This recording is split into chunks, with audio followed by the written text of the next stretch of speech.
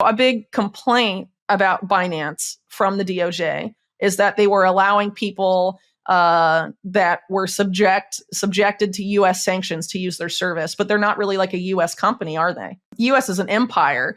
They want to be able to go to any country and say, you can't do that. We're actually in charge. You know what I mean? So Binance not being under their thumb and being active in all these other countries, allowing people in Iran to use their services, for example. I mean, that was a big sticking point for them. It wasn't like criminals, terrorists in Iran. It was just like people in Iran. They're subject to U.S. sanctions. You're not complying with U.S. sanctions. And so we're going to charge you $1 billion and take out your chief executive and put our people in charge, you know?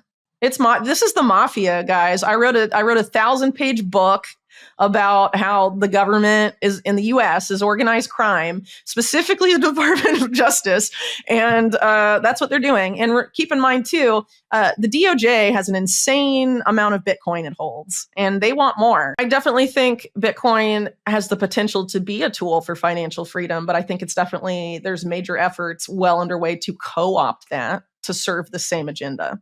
Right. And so I think people in the Bitcoin space that want it to be a tool for financial freedom need to get wise to those efforts to co-opt and resist, because it's either a tool of financial freedom or it's not. You know what I mean? And so if you cede enough territory and let them like completely dollarize Bitcoin and turn it into like a tool of U.S. empire to keep the dollar afloat and like, you know, keep dollar hegemony going forever and ever and ever. And, you know, are saying it's a flaw in Bitcoin that you like can't put dollars easily on Bitcoin and all of this. I mean, no, I mean, the whole point supposedly, right, of creating Bitcoin was to give Wall Street banks the middle finger and create something that had immutable sound monetary policy. Correct? So if you allow them to co-opt it so it's not those things anymore, what are you left with? The same old world. Is it a tool of financial freedom, or is it just, the promise of Bitcoin been hollowed out and replaced with Wall Street garbage? Is that what you think the issue there, like ETFs? Are you alluding to the ETFs? There's all sorts of things that are happening in Bitcoin right now that could be under that umbrella. But when you start to have people like BlackRock being like, you know what, we actually like Bitcoin now, that's a sign to pay attention. You know what I mean? Bitcoin is hope. In the Bitcoin space, you need to be very aware that there is a fight being had right now about the future of Bitcoin.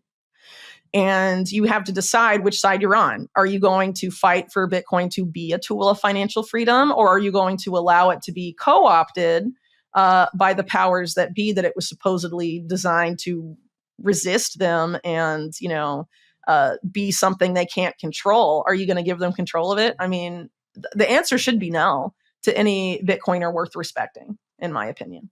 I think people need to get their head straight and be like, if Bitcoin is going to be a tool for financial freedom, and, you know, if I want the reasons I got into Bitcoin to still be Bitcoin in a few years, I need to think about how I can help that happen.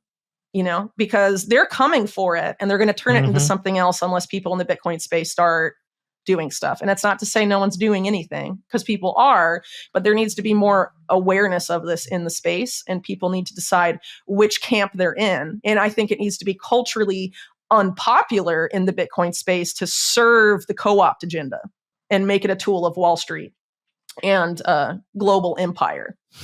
You're either on the side of those guys or you're on the side of freedom and the public. Put your flag somewhere, you know? Well, you know, now the stakes are higher than they've arguably ever been, because if they manage to get the system in place because of the technology and what they hope to do to people, going as far as stuff like the brain chip and stuff, if it gets to that point, it becomes very hard to undo. And the implications for humans being able to live free lives is very much at stake, right? So like, this is the time to fight this. It's now. If you're in the Bitcoin space, they want to use Bitcoin to serve their ends, not the people's ends. That there needs to be awareness of that, and people need to make choices, and these discussions need to be had. It obviously happens that like, okay, the value of Bitcoin has gone way up, and so now I have all this money. But at the same time, if Bitcoin's value goes to like $1 bazillion, one Bitcoin, that doesn't mean that like you're going to live like a gazillionaire because you have Bitcoin holdings. That's going to mean that the currency, the dollar, the pound, whatever, is being inflated to oblivion. It's like Zimbabwe and Venezuela. So you may be like, wow, I have millions of dollars, but your standard of living is probably going to be the same as it is now. And everyone around you that doesn't hold Bitcoin is going to drown. So it's not necessarily a thing to cheer on. Yeah. So people need to stop getting googly eyed about like, I might be a millionaire or a multimillionaire, and start being like, I got into Bitcoin because this is a way to stick it to the banks who are ruining the financial system and our world. And I'm going to ensure that it does that. That's what needs to happen. People need to get their head in the game here. And it's not like, like let's get in the bunker and go to war necessarily. But like people need to be aware of this and that they need to have their head in the right spot for all the stuff that's to come. Because the Wall Street guys think they can buy off all the Bitcoiners by being like, look, you have all this money, join us. I mean, that's like Sith Empire shit. Like, don't fall for it. Ultimately, in general, what can you control? A lot of times you can only control what you do and how you react to things. This coming push to regulate the internet and the destruction of the existing financial system to create this put in place. I've done a lot of reporting on the past and including the simulations of the Wall Street banks, the central banks, and the big tech firms all together simulating a massive cyber attack on the financial system as the reason that this will all be brought in. Whether that's from the World Economic Forum itself or the Carnegie Endowment, which at the time was run by William Burns, who is now CIA director. Yeah. That's definitely stuff to pay attention to. But what if that kind of stuff happens? Well, going back to Argentina for a second, I know a lot of people from Argentina, their economy literally collapsed in 2001. What have those people said about, their advice in dealing with that kind of situation? Don't panic. Don't give in to the fear. Because if you're panicking, give in to the fear, you're not going to make good decisions. You're just not.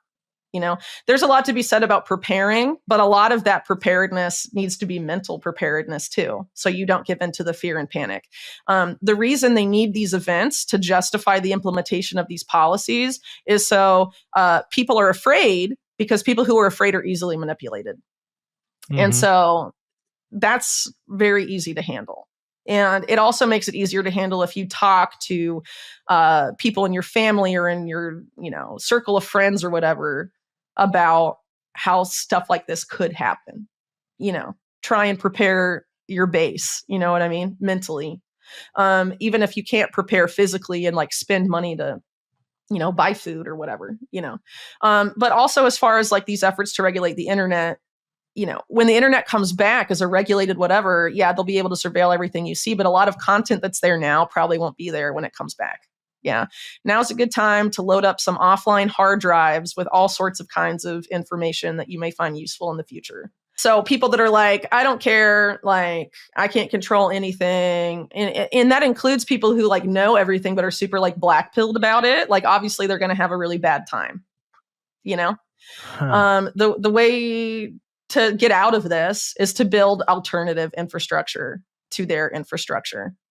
And the time to start doing that is now. Why we can still use the internet as a tool for us. Because like for a long time, the internet has been a tool for the public. And that's part of the reason they feel the need to like regulate it and stick it so completely under their thumb. The mass democratization of information, for example, has been a huge issue for them.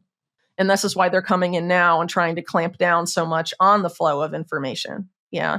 And why we can still use these things about the internet to our advantage. Stuff needs to be done.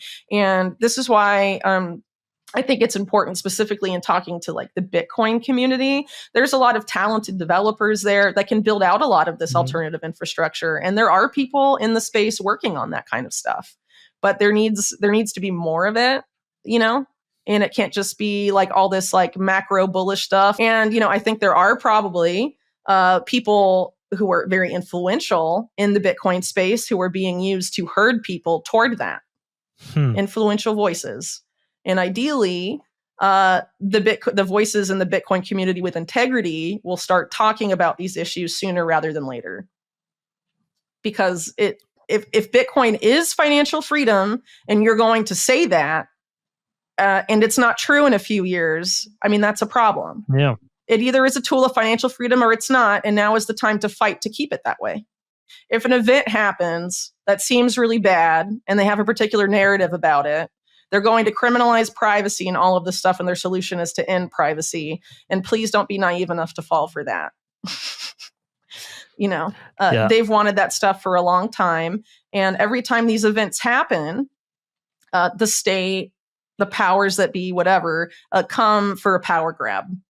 And they only get that power grab if we consent and go along with it and give in to the fear and the panic. And that has to be resisted.